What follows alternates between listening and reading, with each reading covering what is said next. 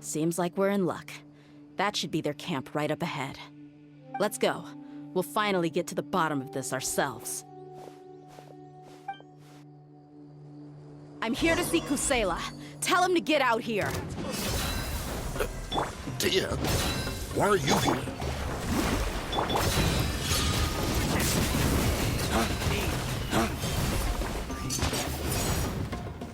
Haven't you all done enough?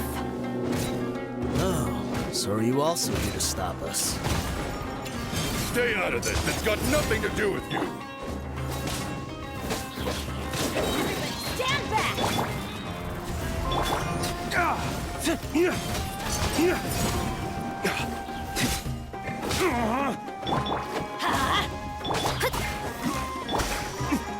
Take that!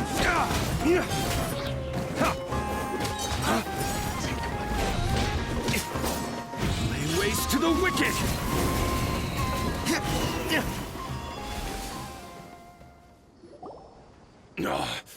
She's so strong. Enough fighting. We all know each other, and I don't want to take things too far. Just bring Kusela to me. There's no use hiding him anymore. Did you understand a single word I just said? Or do I need to bash your skull in some more? All right, everyone, let's all just calm down for a second. DEHYA, the boss can't come out and see you anymore. He died a long time ago. What? Seems like you've been out of the loop for a while. Guess that's for the best, though. At least, that's what the old man wanted. When did he die? What happened to him? A few years ago, Kusela broke up Dakan al-Ahmar and went to the Deshret's Relics headquarters by himself. So is that when you guys started acting up? We would prefer to call it taking revenge. Every last person in Deshret's Relics must pay in blood for what they did.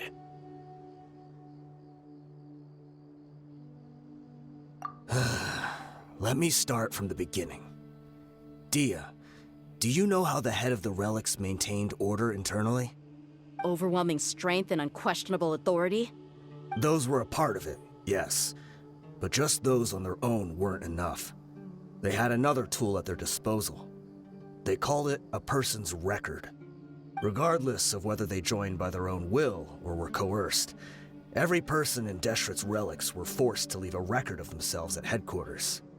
Whether it be their deepest sin, some unforgivable act, or their most immoral exploit, the record served both as a symbol of loyalty and the perfect material for blackmail. That's precisely it. Every one of us have a record. Me, Bashar, Tikriti, and all the boys who grew up with DEHYA and ended up joining our ranks. But you, DEHYA, you were never asked to provide a record, were you? I never even knew this was a requirement. You were probably the only person in all of Deshret's Relics who didn't know about it. Ever since you were born, Boss had been trying to shield you from this organization's sinister rules. Not only that, but he also banned all of us from committing any nefarious acts. He said he'd take care of the dues we had to pay regularly to headquarters.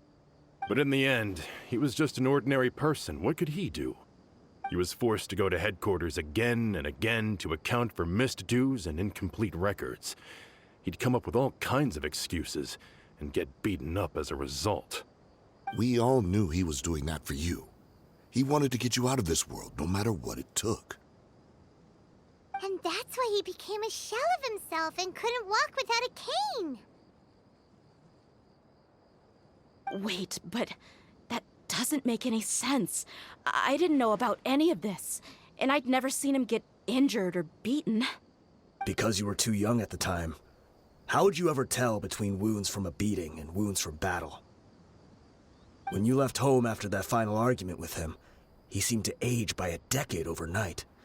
Even his hair went gray. So, even the blazing beasts were... Yep. It was all his doing. Had he not arranged them to come to you, you probably would have been reduced to a pulp before you ever left the desert. A few years ago, Boss said he needed to make another trip to headquarters.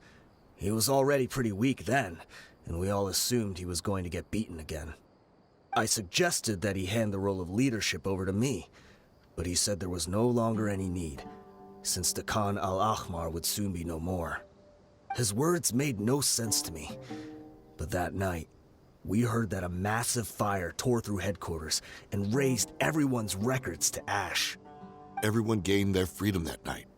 Many members fled, not just from our ranks, but from the other brigades as well. But how could we leave with a clear conscience? All of us who knew exactly what had happened. The boss can't have just died for nothing. Those heartless jerks at headquarters took him from us. From that point on, the sole purpose of the Khan al-Ahmar became revenge. The big fire that boss started was quite a blow to headquarters' strength. It's given us the opportunity to launch our attack. Even though we're outnumbered, we vowed to see our revenge through to the very end. There were people from headquarters who changed their names and went into hiding. Some fled to other brigades, and others escaped to the rainforest.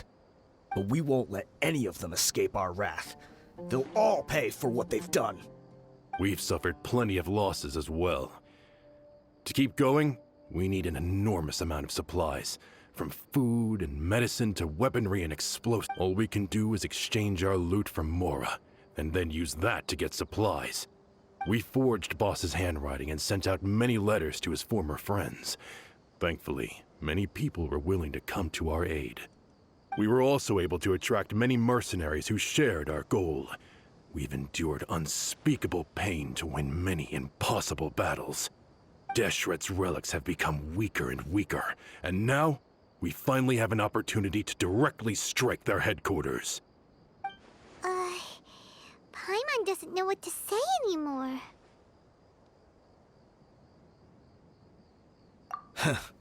We do know right from wrong, but we were sinners from the very beginning. We do not deserve the freedom that the boss won for us with his life. Boss always loved his old-fashioned hero stories. Those tales about sacrificing yourself to save the world. We used to always laugh at him for it, but in the end, he really went and lived those stories out himself. As for me, I never considered myself a hero. We're all the lowest of the low. We have no right to even imagine such an existence. But maybe those hero stories he liked foreshadowed everything that was to come. The spirit of the hero touched all those he had saved, and more people joined his cause. Maybe we were all just acting along with the play in the beginning. But as we acted the parts and recited the lines, we were drawn in. And now, we want to see the story through to the end. I'm sorry, DEHYA. I know you always found us insufferable ever since you were young. Just think of this as a madman ranting. I'll go with you. Huh? DEHYA? You wanna go with them? I grew up with these guys, and I know they're not bad people.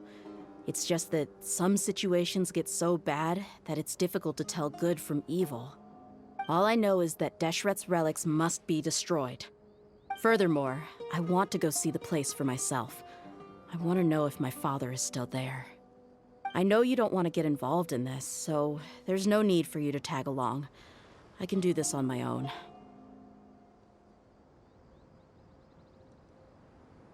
Yeah, Paimon feels like we'd only regret it if we don't see this through to the end. Thank you. We'll be a lot stronger together with you. I bet Boss would lose his mind if he ever knew you'd join us at the very last moment. Considering all the losses and injuries we sustained, we can't afford to turn down someone as powerful as you. He can think whatever he wants. But the fact is, I owe him this much.